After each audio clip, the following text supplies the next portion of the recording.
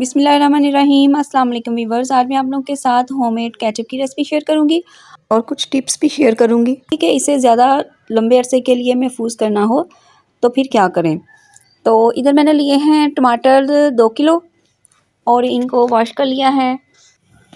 अब इन्हें काट लेंगे और काट के तो मैंने एक बर्तन में डाल लिए हैं जिसमें पकाना है। इसमें डाल दिए हैं मैंने लहसुन के जवे, तकरीबन 12-15 अपने लहसुन के जवे डाल देने हैं और एक छोटे साइज़ का प्याज, नॉर्मल साइज़ का प्याज डाल देना है। बाकी और हमने अभी इसमें कुछ नहीं डालना। तो इसके साथ मैंने 1 कप पानी डाला है। पानी डाल के 1 कप, तो इसको कवर करके रख देना है 15-20 मिनट के लिए पकने के लिए, ताकि ये टमाटर नरम हो जाएं। ये देखें, मैंने 15-20 मिनट इसको पकने दिया है तो ये काफ़ी ज़्यादा नरम हो चुके हैं। तो बस इसको अब हमने ग्राइंड करना है, इसलिए बहुत ज़्यादा इनको गलाने की ज़रूरत भी नहीं है। ये जो लहसुन और प्याज अभी नज़र आ रहा है वैसे ही, तो ये सारा जब हमने ग्राइंड करना है तो हर चीज़ का पेस्ट बन जाएगा, तो इसलिए इसको बहुत ज़्यादा नहीं गलाना। बस अब हमने इसको ठंडा करना है। फ्लेम ऑफ़ कर दूँगी मैं और इसको ठंडा होने देंगे। जल्दी से मेरे चैनल को सब्सक्राइब कर दें और लाइक भी ज़रूर कीजिएगा और मुझे फ़ीडबैक दीजिएगा कि आपको मेरी वीडियो कैसी लगी।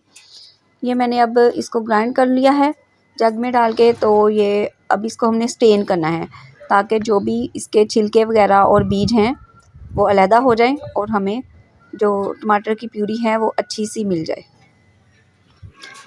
ये देखें, ये इसके छिलके, बीज वगैरह हर चीज़ जो थी वो निकल गई है और ये साफ़ सुथरी प्यूरी हमें मिल गई है। अब हम इसे दोबारा से पकाएंगे ताकि जो हमने पानी डाला है और वो ख़त्म हो जाए और साथ साथ हम बाकी चीज़ें इसमें डालते जाएंगे। तो इधर मैंने आधा कप चीनी ली है और आधा कप इसमें सिरका डालूँगी। ये सिरका जो है ये टेस्ट के अलावा प्रिजर्विंग का भी काम करता है। और बस ज़्यादा चीज़ें इसमें नहीं डलती, यही 2 जो मेन इंग्रेडिएंट्स हैं वो यही 2 हैं। इसके अलावा इसमें थोड़ा सा नमक, हाफ़ चम्मच नमक, हाफ़ चम्मच मैंने रेड चिली पाउडर डाला है और बस इसको मिक्स कर लेना है अच्छे तरीके से, यानी पका लेना है अच्छे तरीके से।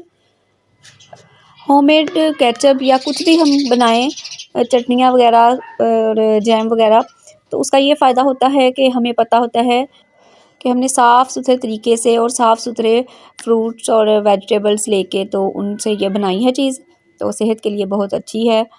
और इसके अलावा ये कम ख़र्च में भी, क्योंकि केचप अगर लेने आजकल हर चीज़ महंगी हुई है तो ये बहुत कम पैसों में बन जाता है। ये देखिए, पानी सारा ख़त्म हो चुका है। आप इसकी कंसिस्टेंसी चेक कर लें अब। तो बस अब हमने इसको इतना ही पकाना है और इसको चेक करने के लिए कि ये रेडी हो चुका है या नहीं, पानी इसका ख़त्म हो चुका है थोड़ा बहुत, अगर पानी इसमें हो तो वो भी हमने इसको ख़त्म कर लेना है। तो इसका तरीका ये है कि हमने इसे प्लेट में डालना है, इस तरीके से प्लेट में डालना है और इसको इस तरीके से चेक करना है। अगर तो इसमें पानी होगा तो वो अलहदा से लंबी सी धार बन के नीचे को आएगा, लेकिन ये देखें ये गाढ़ा गाढ़ा सा पेस्ट है, तो इसका मतलब है कि ये बन चुका है, केचप बिल्कुल रेडी हो चुका है। तो हम इसे ठंडा करेंगे और किसी भी बोतल वगैरह में महफूज कर लेंगे।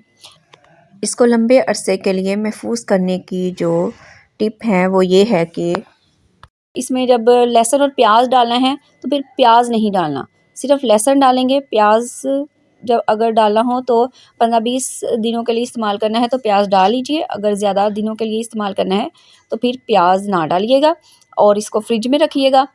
और जिन भी बर्तनों में डालना है वो बिल्कुल ड्राई हों और अच्छे तरीके से साफ़ किए हों, कोई जर्म्स वगैरह उनमें ना हो। बोटल्स वगैरह अच्छे तरीके से वॉश करके तो ड्राई कर लेनी है, फिर इस्तेमाल करनी है। मैं इजाज़त चाहती हूँ। नेक्स्ट वीडियो तक के लिए दुआ में याद रखिएगा, अपना बहुत सारा ख्याल रखिएगा। अल्लाह हाफिज़।